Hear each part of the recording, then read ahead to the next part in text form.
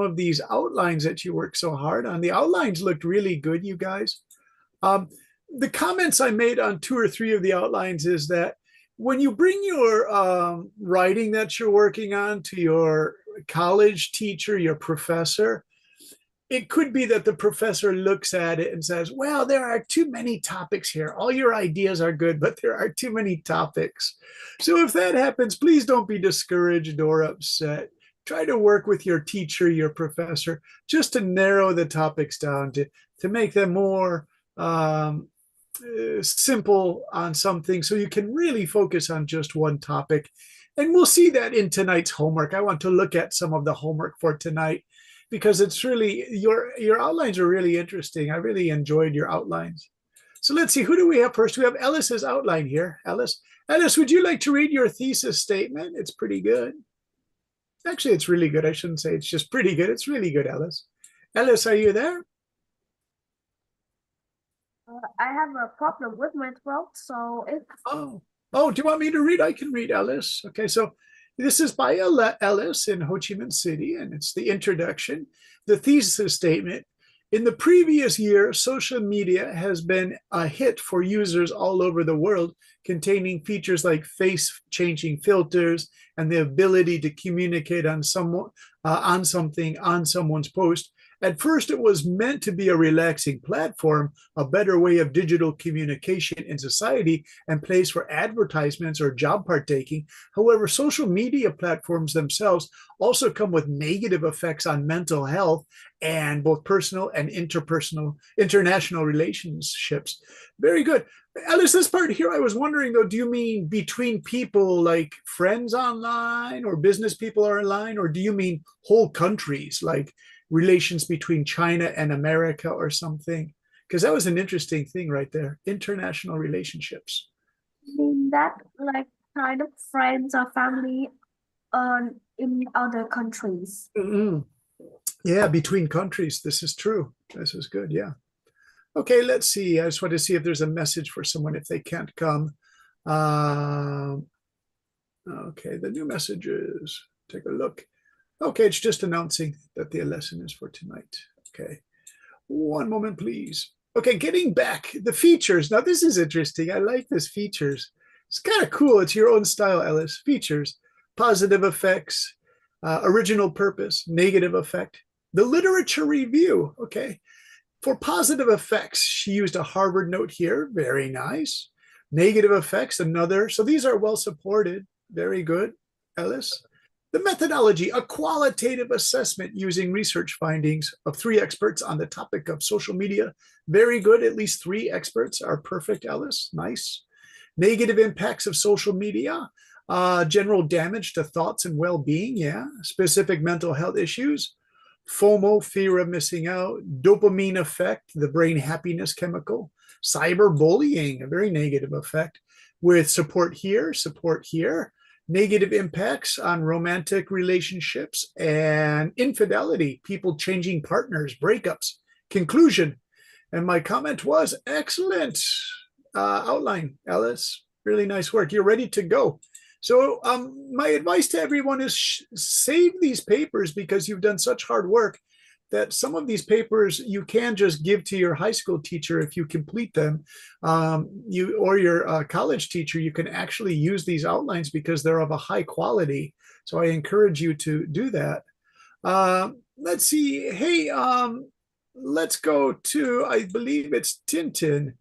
Let me just see. That is, yeah, cyberbullying, not cyber, just school bullying. Tintin, how do you feel? Can you read for us? Yes, Okay, this was but interesting. but I can't see yeah no. Okay, here we go. Bullying and its problems. Uh-huh. Intro. What is bullying? It's a definition of hurting or abusing other people over a longer period of time. It is normally used to intimidate or dominate over others. The problem is, how does bullying affect one's entire life? And the solution is how to stop bullying. The methodology is method of evaluation experience. So from my experience and from school, Mm. Okay. bullying starts bullying starts if someone does something embarrassing or is ugly in some way. In the beginning, bullying normally starts with exclusion or gossiping. A classmate that is getting bullied at any given moment is being excluded from playing with certain groups and is being gossiped about. This has a lasting impact. What happens when a kid gets bullied? The kid gets hurt both physically and mentally, and it also hurts his or her self esteem. The daily problems are when a kid gets bullied, he doesn't want to go to school or other programs where there are a lot of people, and when he sees friends, he will get a little nervous. Bullying ways to stop bullying are first to ask a trusted person or legal guardian, and the second solution is to ask the school principal. As a conclusion, bullying can be life-changing in a bad way for bullied people. They normally feel like society doesn't accept them, though there are two ways mentioned in section 4 of this paper to address the bullying mentioned here. Very good. So I said, really good, Tintin. Nice work. I use the word direct and concise. All the points are really direct. Tintin, this is interesting because you write an outline like I used to do in high school and college. I would write long sentences. Some outlines are very brief and direct. Yours has like extended comments, and this is fine. Some teachers and professors want you to go short, Tintin, but I like this style because it helps you to remember the arguments you're going to make. And then when it comes time down to sit down and do the paper, all you have to do now is expand on each of these points. These can almost be the topic starters for each paragraph. So I actually think this is a strong skill to have, right? Some of these teachers say, oh, you must do it this way. It must be short, choppy sentences with only one quick sentence, right? But Tintin, what you've done here is like really good because it saves you a lot of work and it focuses your thinking. Now, Tintin, I think I put on here outline is a good framework. Okay, Tintin, there was your outline is fine if you're going to use interviews and stuff with kids and from your own observations. That's fine. On another paper, what I'll show you is how the professor might say, well, could you make this shorter for us? Let me see if I remember whose paper that was. I have them here. And this wasn't a criticism by any means. It was just kind of interesting how I believe it. Yeah, Quan, are you there? Elvin?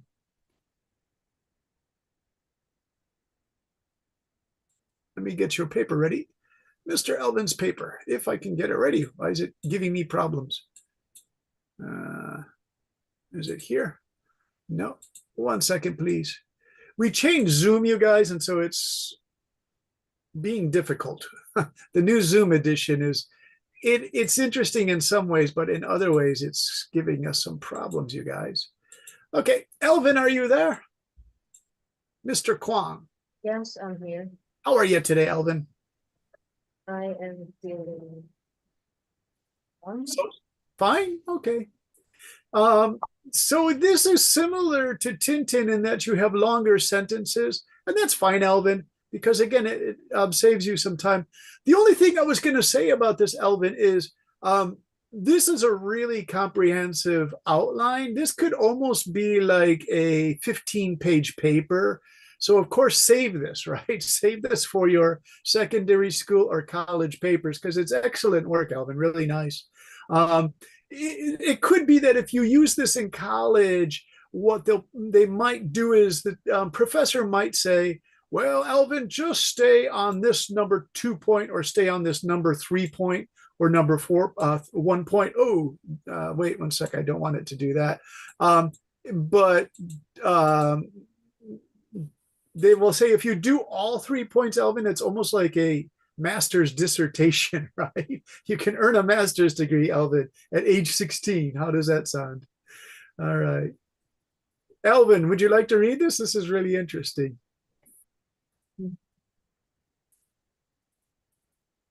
And it's your book, White Fang.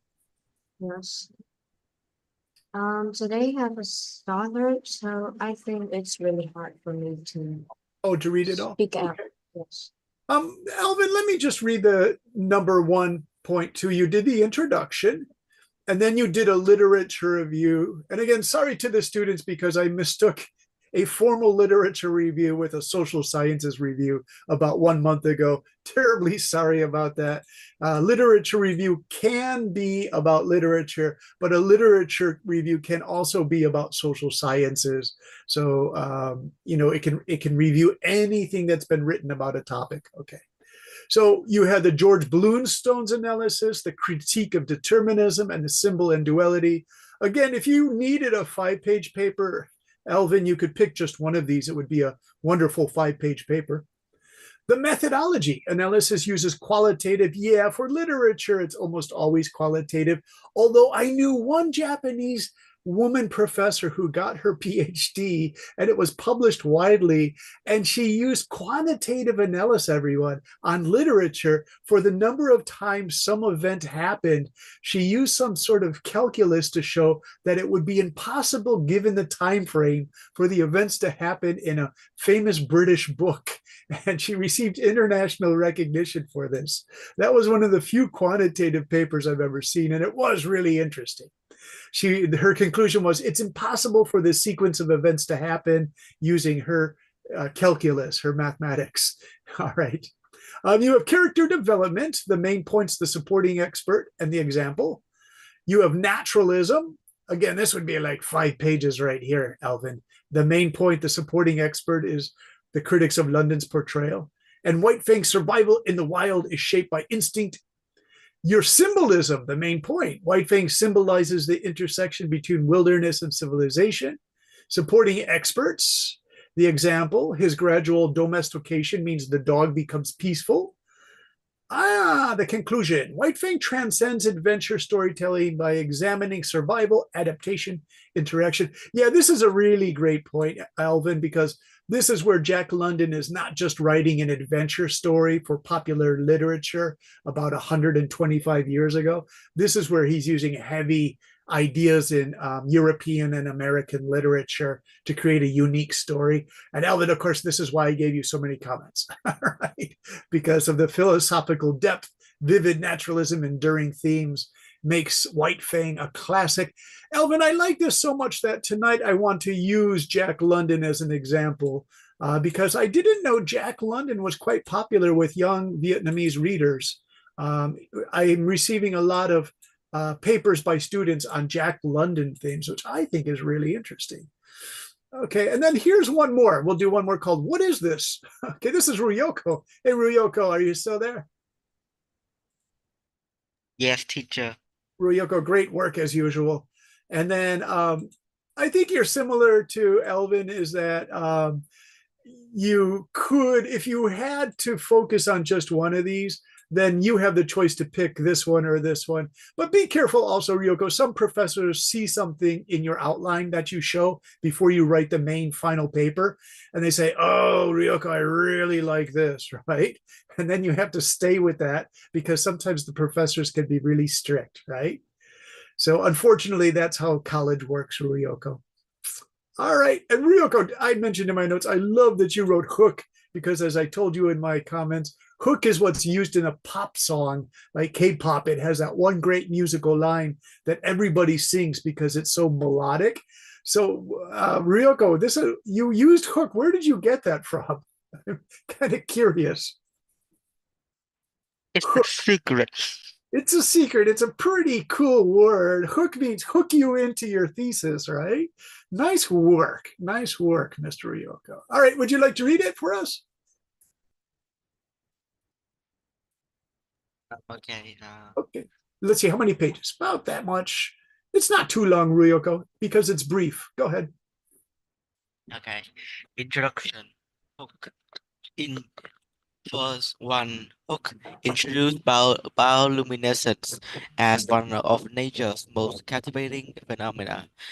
Two, thesis statement. Bioluminescence serves critical ecological functions, inspires human, human creativity, and drives scientific innovation, so showcasing the intersection of nature's beauty and practical applications. Two, two Part 2, literature review, ecological and biological roles of bioluminescence. 1. Definition and mechanism. Describe the chemical reaction, luciferin and luciferase, variations in bioluminescence across species. 2. Ecological functions, camouflage, example of deep sea organisms blending with ambient light, mating signal, rhythmic patterns in fireflies, station and defense, attraction of prey and predator evasion. 3. Gaps in current research. Limited understanding of bioluminescence in deep sea organisms. The need for further exploration of terrestrial applications. Part 3. Methodology. Researching bioluminescence. 1. Field studies. Hey, Yuruko. Observing bioluminescent of observing bioluminescent organisms in their natural habitats. For example, a deep sea expeditions, forests, and bays. Challenges: accessibility of deep sea environments and and habitat preservation. 2. Laboratory research, studying bioluminescent proteins, for example, green fluorescent protein, G, GFP, in controlled settings. Yeah. Advances in genetic in engineering for reproducing bioluminescent traits. 3. Technological tools, imaging techniques for cellular and molecular studies, bioluminescent sensors from environmental monitoring. Part 4. Applications of bioluminescence. 1. Medical innovation. Tracking cellular processes with bioluminescent markers. Advancements in cancer and disease research. Mm. 2. Environmental monitoring. Detect pollutants through bioluminescent organisms. Real-time ecosystem health assessment. 3. Technological developments.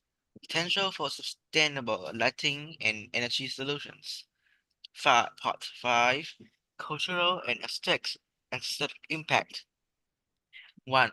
Human connection with bioluminescence. Experiences like firefly displays and bioluminescent bays. Role in fostering appreciation for nature.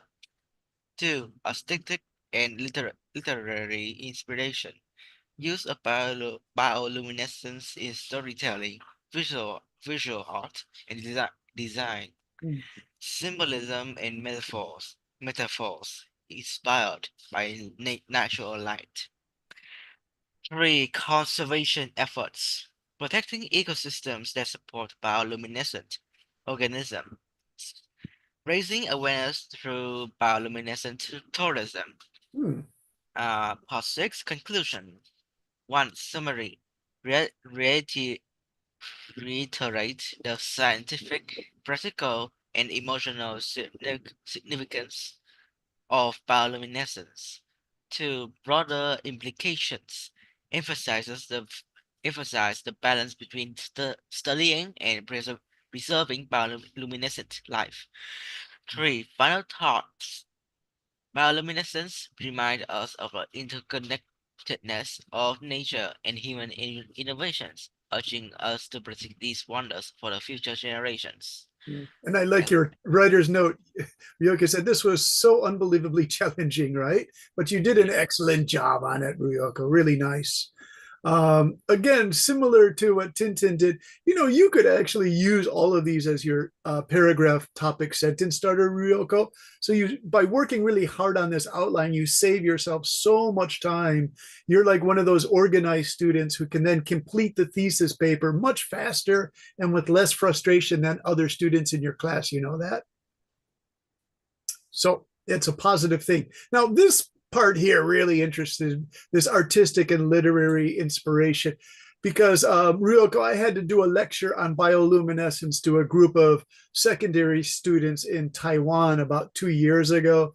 And they were more interested in the artistic and literary expression of bioluminescence. So for our other students, I'd like to show you why Tintin's research paper is an exciting paper on bioluminescence. It just means it starts with undersea bioluminescence, but now researchers are taking these weird bioluminescent DNA gene strands of them, splicing them into animals to create glowing cat at nighttime sheep. Now, this might look like artistic stuff, and here's like grotesque underwater sea creatures, but this is also really helpful in bioluminescent. The famous one is a bioluminescent pig. And the students that I showed this to thought this was really mean to do to the pig. One young lady whose name was Dora or something, she said, "Why would you do that to a pig? Why can't you just kill the pig?" She missed the point of the lecture. Bioluminescence doesn't have to be like freakish, right? It can be really helpful. So they splice the DNA into the pig because they want to study problems that pigs have with their legs when they get too big. Of course, we're going to eat the pig. Everyone loves pork and bacon and ham, but they want to know at what point the pig is having stress. So that's why they do the bioluminescent legs. So the students I was teaching didn't understand that the idea is not to kill the pig, it's to study its legs to see where there's weaknesses. And so that's why we have bioluminescent pigs. It's not just a weird thing they want to do to animals, but they really are used for good scientific research. So thank you for that paper, Ryoko. I really enjoyed it. Hey, Rick, good to see you tonight. How are you? Fine, thanks. Glad to Good. see you too. Glad to see you on the young people here with a very interesting topic and very good outline with under your instructions. Well, Thanks for all of that. I think it's a new generation of like genius Vietnamese secondary students. They just work so hard, and they're genuinely interested in these topics. Yes. When they show me the work, it's good to see. Perhaps you and V can recruit them for finance, that interplay between finance and science, to see what projects they should be funded for research and things. Okay. I saw that Alvin liked the white fang, and so I chose for our last lecture, according to the syllabus, it's to look for mistakes in writing. And I have two approaches to this. One is looking for simple grammar mistakes. The other is to look for stylistic mistakes. Now, to be honest, the style mistakes are a lot more difficult to find. I was surprised by some of the things that I was researching in this. So let's start with a grammar mistake. And then you can use your raise your hand thing, and you can tell me to correct the mistakes. I put this into a Word file. It's on another Jack London thing. It's the other story's called The Call of the Wild, To Build a Fire, and Elvin did White Fang. And so I'll read a line, and then of course tell me stop, and you find the mistake. It's almost like a game. You can say like, "Hey teacher, stop, there's a mistake there," right? So this game is like, you find the mistake. So here's the first sentences I want you to correct, because this is proofreading. The topic is proofreading for tonight. So in Jack London's fiction, symbolism serve as a powerful tool to depicts the conflict between humanity and nature. All right, so let's go to, hey V, would you like to challenge this one? Can you find the mistakes there? And V, you're pretty good with your grammar, so I think you should be able to do this. And it's a B for your first blue line. Can you find some mistakes there? I'll give you a hint. Symbolism is only one thing, one collective thing.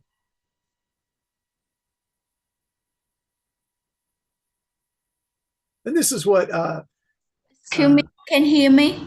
Yeah, I can hear you. I think in the first sentence, the the word depicts no S, right? Yeah, so you have Jack London's fiction is okay. Symbolism is okay. What about this word serve? How should we change it? Sure. Symbolism. It's a hint of subject verb disagreement. The subject is symbolism, but the verb is a little bit mistaken. Like if you think of a famous restaurant like McDonald's serve hamburgers or McDonald's, it's right there. Now, this is grammar, so it might be challenging. We might have to ask one of our high school geniuses. Yeah. Hey, Tintin, what do you see wrong with that? McDonald's serve hamburgers or McDonald's I think they should serve the serves? Yeah. fries. Yeah, serves as a powerful two. And then Tintin, to depicts. To depict. Yeah, there you go. So the first one is correct. So in Jack London's fiction, symbolism serves as a powerful tool to depict the conflict between humanity and nature. Nice work.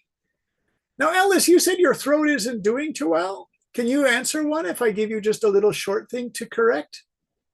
Okay. Okay. Oh, yeah, you are having problems there. See if you can read it.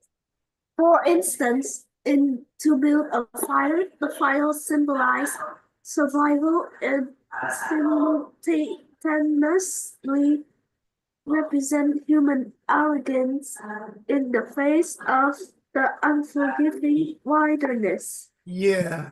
So, Alice, if you need a hint, we're missing two S's again. Or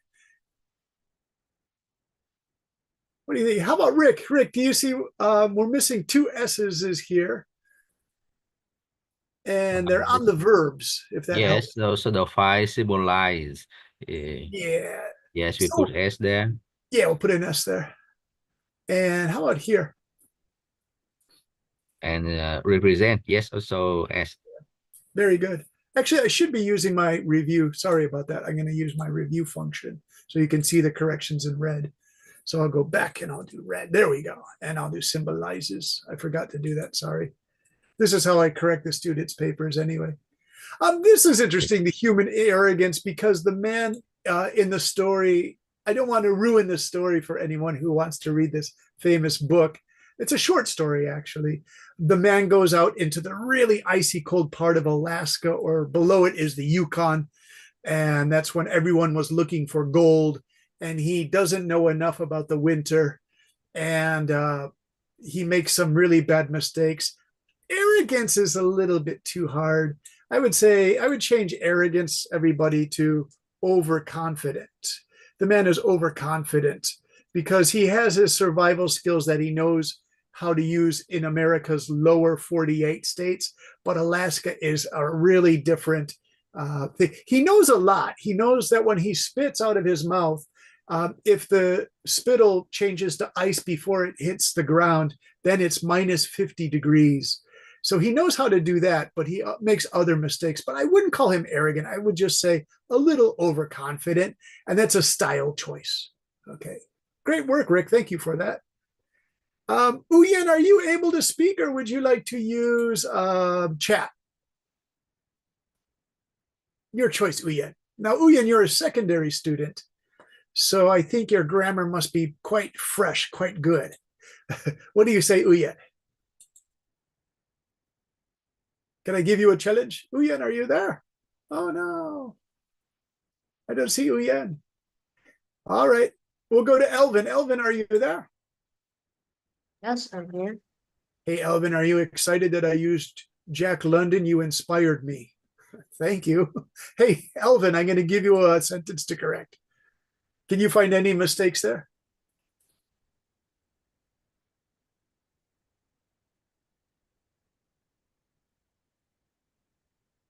And I'll give you a hint. It's that same problem with the verbs. It's an unusual verb, by the way. I think dependence is not dependence.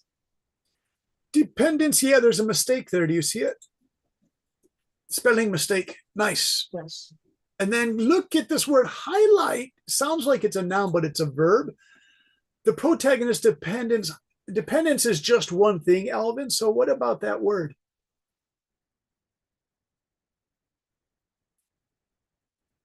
Highlight?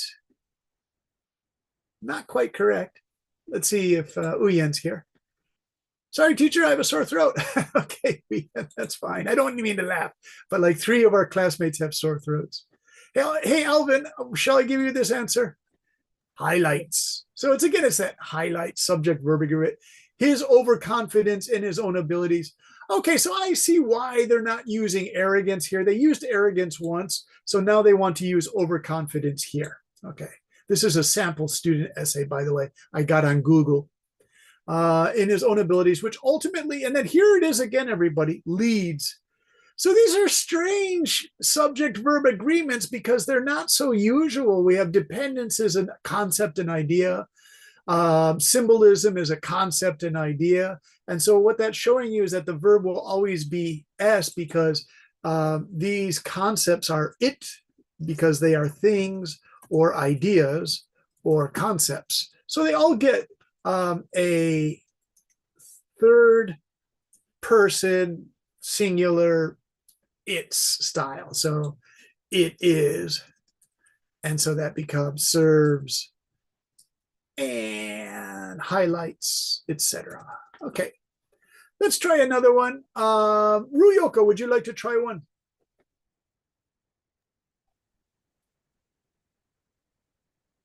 No, thank you, teacher. Okay. Here's another one. And you can see the pattern develop in Ruyoko. Oh.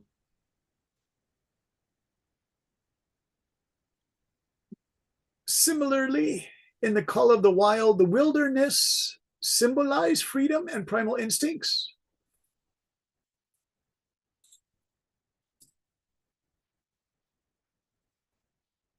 And I'll give you a hint, wilderness is just one thing.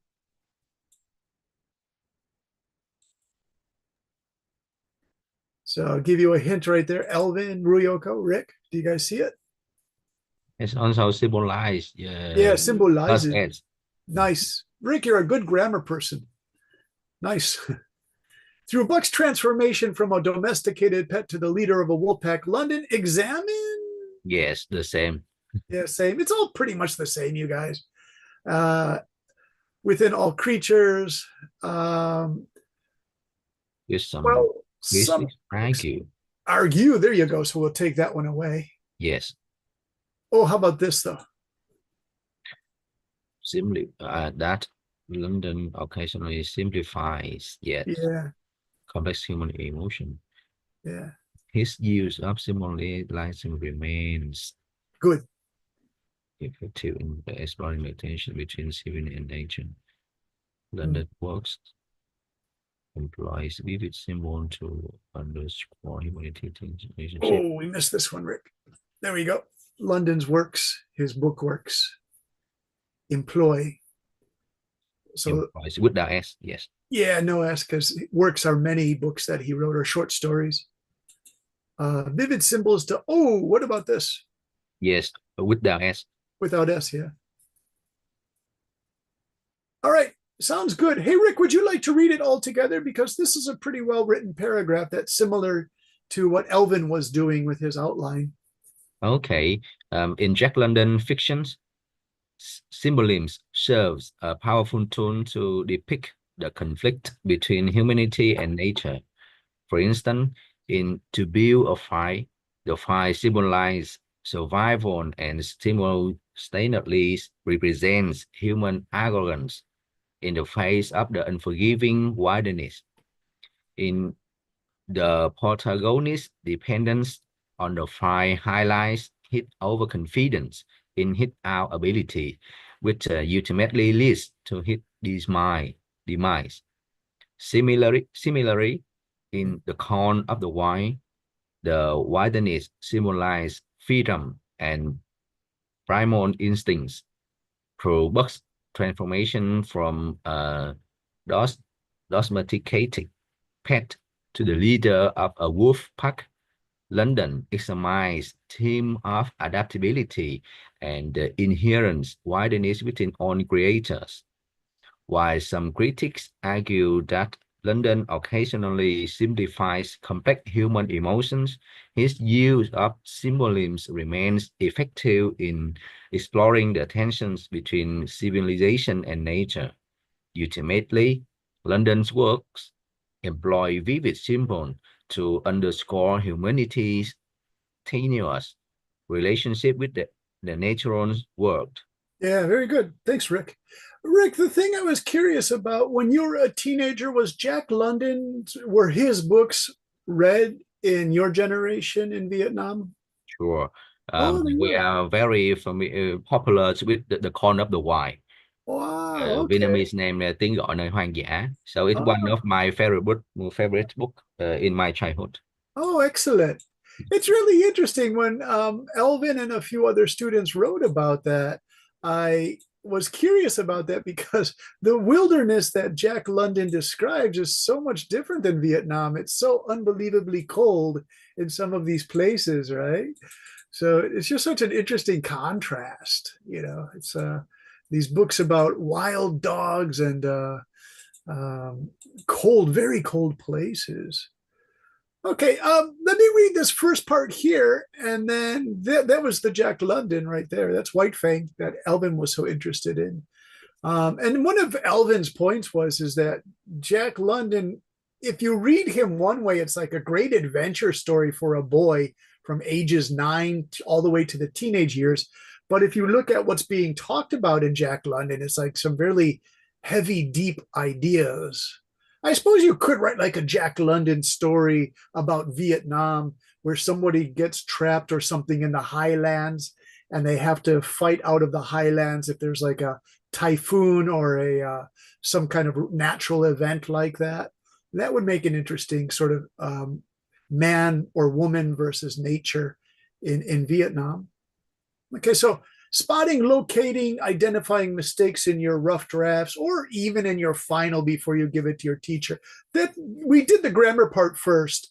I wrote, when you have finished your rough draft, one step away from a final copy for your submission or giving it to your instructor, it goes without saying that you should proofread your work to correct any errors. Grammar errors are somewhat easy to spot and correct. If you get very frustrated, it becomes very difficult. You can check using AI by asking, is this grammar in this sentence correct? I did that for my wife on Friday night because she had to give a student advice on something for a high-level Japanese English test. I said, let's check with ChatGPT because I want to be 100% sure about this. And ChatGPT has gotten much better. So the way to phrase the question is here, is this grammar correct? And then put your sentence this. This will save you so much time. When AI was not available as recently as 5 years ago, students would have to consult online resources such as the American APA and University of Chicago manuals to find corresponding examples to their work. And this takes a lot of time. So now you can give it directly to the AI. If you have a reliable AI source, you're pretty sure it works well, that you have tested a few times and you know you can trust it, then by all means use that source to check whole sentences, maybe even paragraphs for the best punctuation. But again, don't let AI do all the work. You should struggle and write your own paragraph first. And this is how you work with AI to correct your mistakes and become a much stronger writer. Using AI for correct, accurate phrasing and positioning of sentences within whole paragraphs can be more problematic because if you have developed a unique writing style that you should be proud of, for example, Ruyoko, Elvin, and Ellis, you all have distinct styles because I've been your teacher for about a year for Ruyoko and Ellis and Elvin since summertime. So you guys have distinct writing that you should be really proud of, some really nice writing. So AI might change your style of delivery, your style of writing, and you might get frustrated that the suggestions offer do not quite feel like your own work. So it's okay if you don't trust AI so much. Say, I don't like how AI did that, right? It could be that a really qualified or highly skilled college instructor will see the difference. If your two paragraphs sound very strange, the styles, they might become upset that certain paragraphs look pasted in from AI. So please be careful of that too, if the styles change. I came up with an example of literary analysis of Jack London's use of symbolism because students in this class and another class are interested in the novel White Fang, which is taught in Vietnamese schools. And here's a paragraph in need of corrections. Here's the paragraph that has mistakes, and we'll discuss. These are style mistakes. They're not grammar. We did grammar first. This is a little bit different. Let me see. V, would you like to read? Yes. Okay, here you go. The blue part. Yeah. In Jack London fiction, symbolism serves a powerful tool to depict the conflict between humanity and nature. For the instance, into Biofire, the fire symbolizes survival and simultaneously represent human orange in the face of unforgiving wilderness.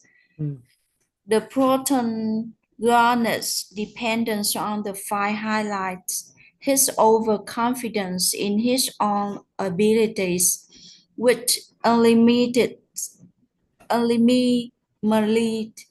lead to his demise. Similarly, in the call of the wilderness symbolize freedom and primal instincts.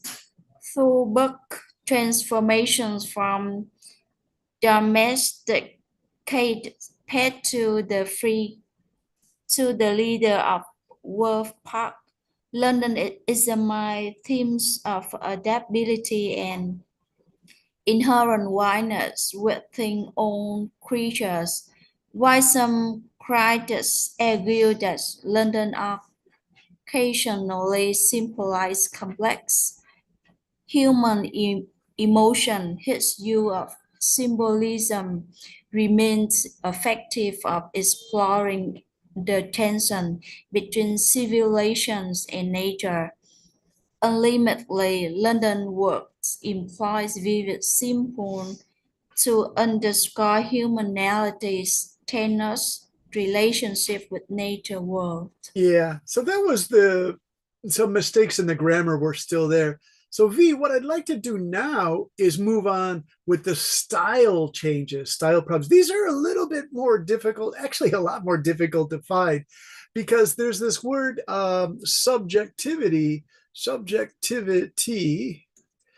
which means kind of, you could say, well, that's your own opinion, all right? You could argue, I like the way I wrote it. Now, could you say that to a high school teacher or a college? I would encourage students to do that. Sometimes the teachers think they're so powerful, you know. You could say, well, I want to challenge that. So by all means, challenge it, because I had some really strict teachers in high school and college that made our essay writing not very fun because they were too strict.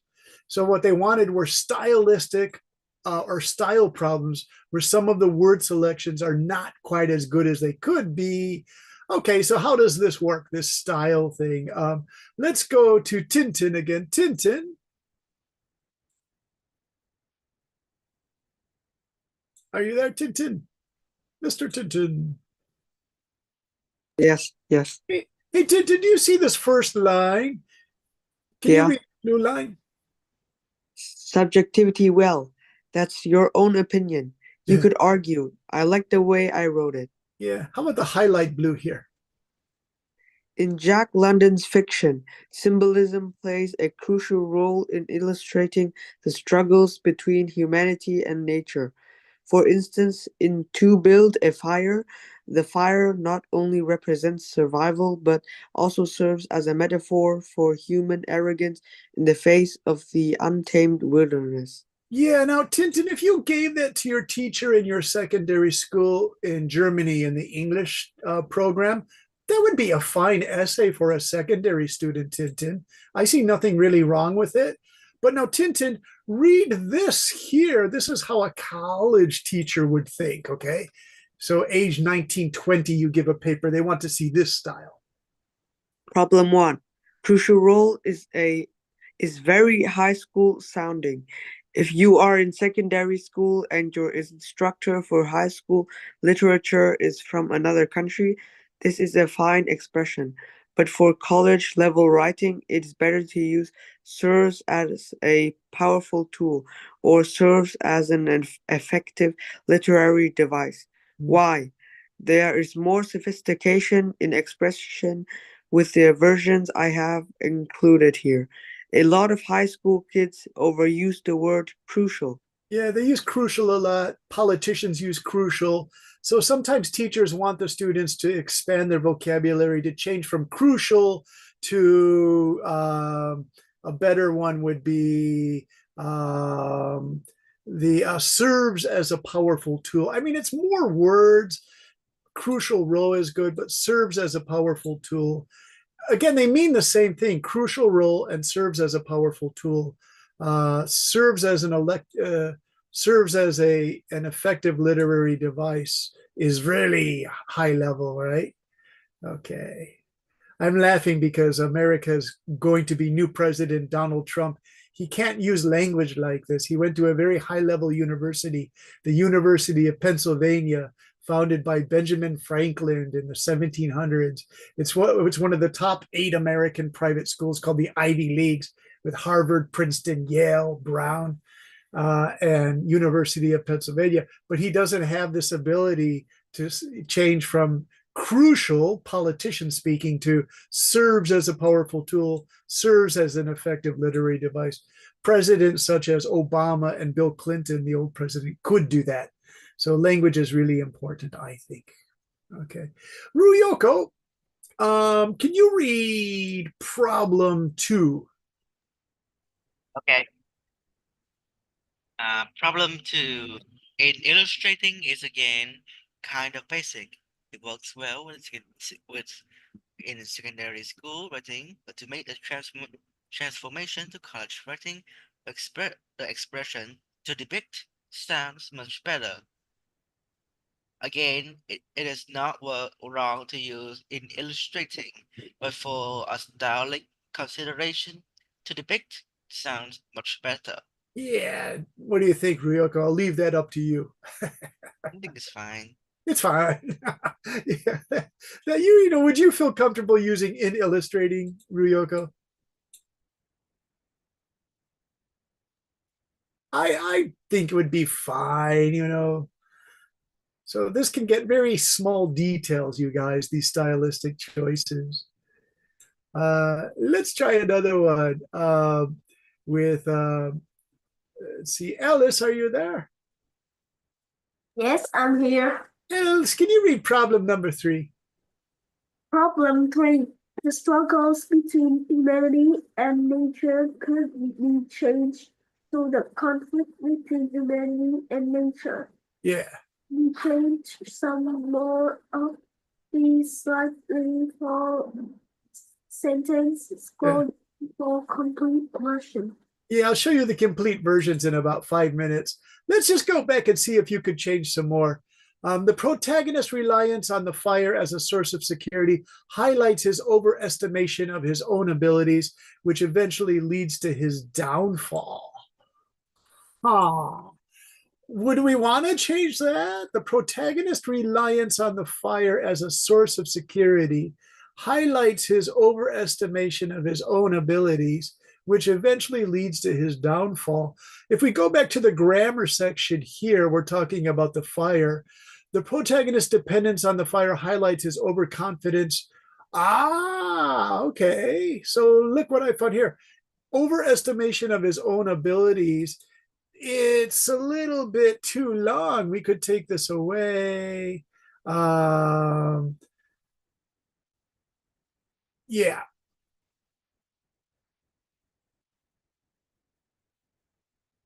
Okay. Wait 1 second. I made a small mistake. I want to undo that delete. Okay. The protagonist's reliance on the fire as a source of security highlights his overestimation of his own abilities. I'm going to take this out and take that. Okay, good. And then what we could do is we look back at this original. It's overconfidence, highlights his overconfidence in his own abilities. It's a bit shorter. It actually works a little bit better. So the product of those is, well, I'm just going to paste it in. Okay.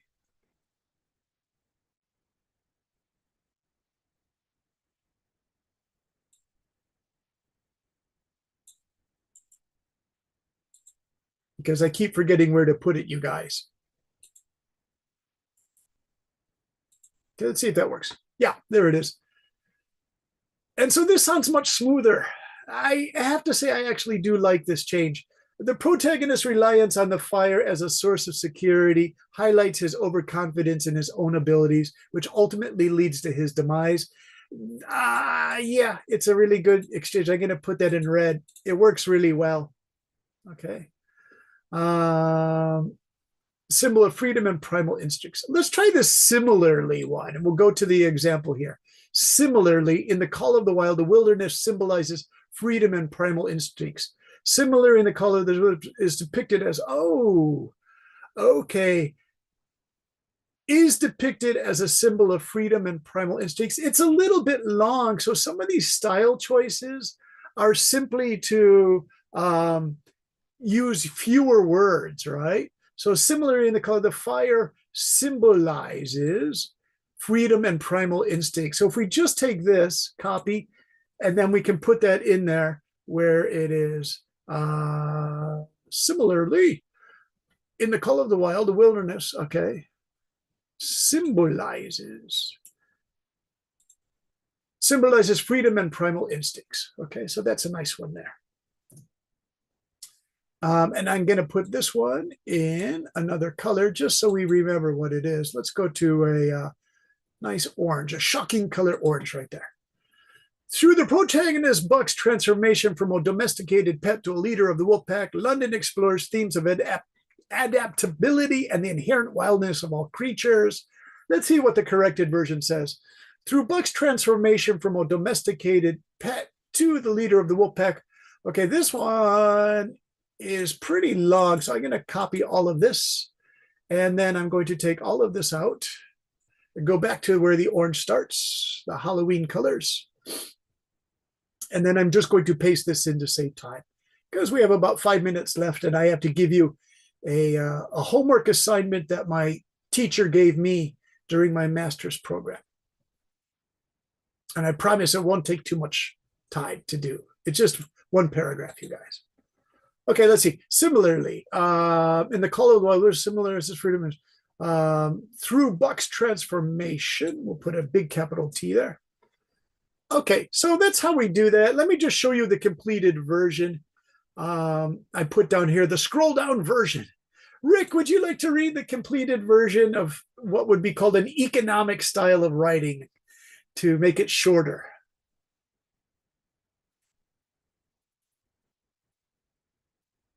Okay, are you there, Rick? Yes, I'm here. But 10 minutes before, I will just read this paragraph. I know, but oh, you're right. It is exactly the same, isn't it? Yeah, okay. It's mainly the same. Yeah, it's nearly the same. I'm sorry about that, Rick. I combined the grammar one with the style one, and so I forgot that I did that. I'm sorry, Rick. I'm glad you could check my mistakes, right? Rick, your background was accounting, right? Yes. Yeah, good. It's good to have an accountant because you just audited my mistake and you saved me a lot of time and money, Rick. Thank you. So, just kidding. Thank you. It's really funny. I'm happy to have business people. All right. So what that is, you guys, that is the stylized version. It's shorter. It's more dynamic. So the point of using these words are to make shorter, more dynamic writing changes that are called stylistic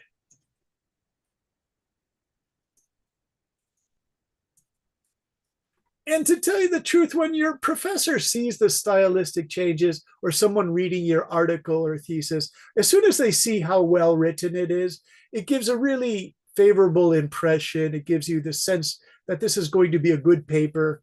So even if they don't agree with some of the points, you'll still receive high recognition, grades, honors for having done that, you guys. So stylistic writing is really important. Okay, you ready for the homework? This is a style that's used in any academic course. Professors are using more and more. It's called reflection.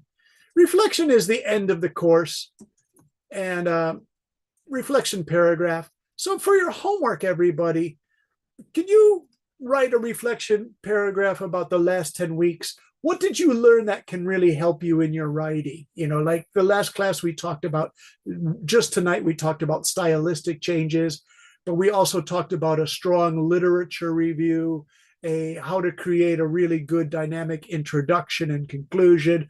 What did you think was most valuable? And in the reflection paragraph, besides discussing strong points and weak points in the course, you can also make some suggestions that we can incorporate. There's a big word for you guys. Incorporate or include in academic writing 4.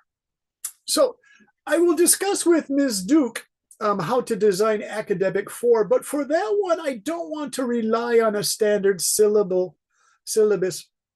What I would like you to do is help design the course. So I know that there are finance people in our class that would like to see an emphasis on financial writing. That's good. For our younger students, maybe you want to do literature. It could be that for academic 4, we could divide this into 2 different classes, 2 different style classes.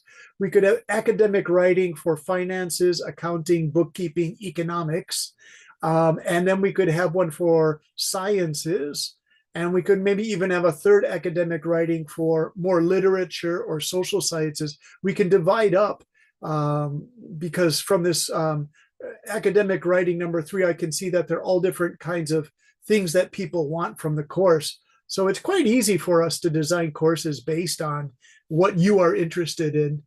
And in this way, you can help attract other students who say, that's what I want. I want academic writing for literature. Another student might say, I want academic writing for finance.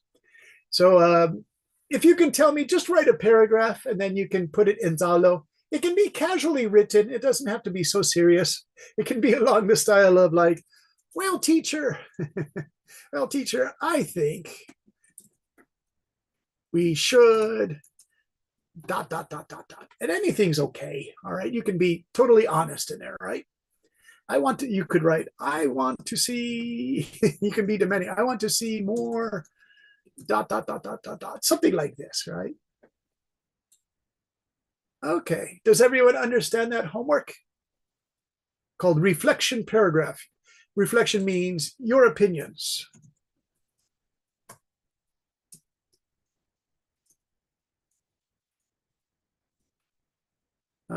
We will use these to strengthen the courses. So you will be helping us also by helping us make the courses stronger, because this was our first academic writing. My good friend from America, Rebecca Schmidt, is teaching on Mondays, and she teaches at colleges in Kyushu, Japan. And she teaches academic writing, but that's to Japanese and students from Nigeria. So this is our first time together. We're working as a team to teach students mostly from Vietnam. So we want to see how to make this best for our students from Vietnam. Okay, any questions? So Rick and Ellis and Elvin, Ruyoko, Tintin, Uyen, and V and Pham and Lynn and a few other students who aren't here tonight. Thank you so much for a really great course. I enjoyed it. You asked good questions. You gave me good work to read. You worked hard. You were honest. I really appreciated teaching all of you. And of course, I will put the homework in the Zalo file for us all. Okay, any questions before we say goodnight to each other? I will say, wish me luck. I'm going to Taipei on this Thursday to go to a science conference. I had a choice of a conference in Vietnam on academic writing for finance or doing Right. yeah, I really should have done it, Rick, but I only have 4 days. So I chose the Taiwan. But guess what, Rick? It's going to rain every day I'm there. Sure. So I'm going to stay in my friend's cafe across from the high school, drink coffee, get my umbrella, and then run to my lecture. Yeah. It should be interesting. But I really want to get to Vietnam. So Ms. Duke Sure. is recommending academic writing conferences. It could be in winter or spring. I will finally get to Vietnam. Yes, we will keep the connection to Zalo. Yeah, definitely. If I'm in Ho Chi Minh, I will tell everyone in Ho Chi Yes. Minh City, I'm going to be here if you want to meet for lunch or something. We could do that in the coming months. That would be Sure. excellent. And also, Okay. by the way, if you get stuck with anything like V or Rick, if you need me to proofread anything, by all means, send it to me in Zalo. You say, hey, Brendan, can you take a look at this? And I will say, no problem. I can go through legal and finance papers very quickly and Yeah. edit and proofread. Thank you so much. You're welcome. It's part of the course. It's what we do. Thank you, teacher. All right. Thank you, V. Thanks very much, Rick. And bye-bye, Alice and Alvin and Ruyoko and Tintin and Uyen. See you guys next time. Bye-bye. See you. See you. Bye, teacher. Bye-bye. Goodbye, teacher. Bye-bye, Ruyoko. May See we you, meet V. again. I Bye. hope you guys feel better, Tintin and Uyen.